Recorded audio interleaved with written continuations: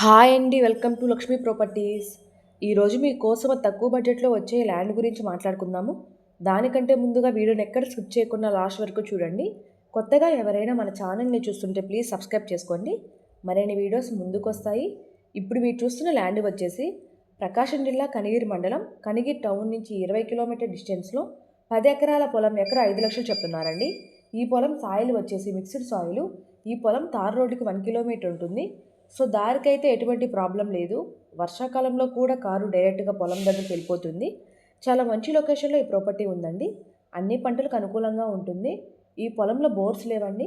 Bore వేసుకుంటే కనుక 100-200 అడుగులు వాటర్ పడతాయి. 100% వాటర్ వస్తాయి.